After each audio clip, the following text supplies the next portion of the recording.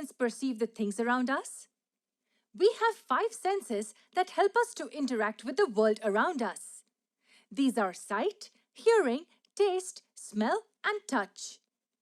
Eyes help us to see things, ears help us to hear sounds, we smell with our nose, taste with our tongue, and the sense of touch is provided by our skin.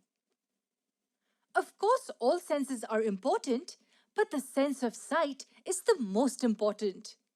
Here is an interesting fact. We perceive almost 80% of the world around us by using our sense of sight. We see objects around us with our eyes. But then why don't our eyes see these objects in the dark? The answer to this question is light. We are able to see the objects around us because of the light coming from these objects. The light from these objects travels in space and reaches our eyes. When it's dark or during nighttime, as there is no light, we are unable to see these objects clearly. Some objects can generate their own light. For instance, the sun, the fluorescent bulbs, burning candles can generate their own light. The objects which generate their own light are called the luminous objects. Almost all of the objects that we come across cannot generate their own light. The table, a chair, wall, paper are few of such examples. Such objects are called as non-luminous objects. But I just told you that we see objects around us because of the light coming from them. And if objects like these cannot generate light, then how come we are able to see them? We are able to see them because of the reflection of light. These objects reflect the light to our eyes.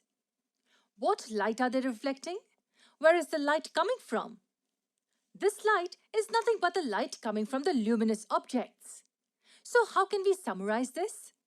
We are able to see non-luminous objects because they reflect the light of the luminous objects falling on these surfaces. Let me repeat. The light coming from the luminous objects falls on the non-luminous objects. Non-luminous objects then reflect this light, and this reflected light travels towards our eyes. And that's why we see the objects. In the daytime, we are able to see blue skies, the white clouds, and the green grass because the light from the sun is getting reflected by them and traveling towards our eyes. At night, we are able to see the moon because it is reflecting the light from the sun.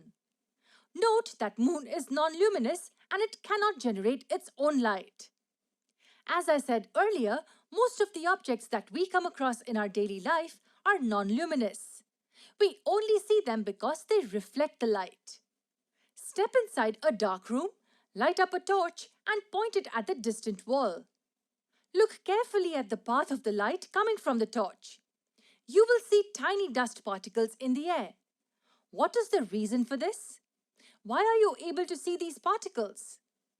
You are able to see the dust particles because the light from the torch is getting reflected from their surfaces and traveling towards our eyes.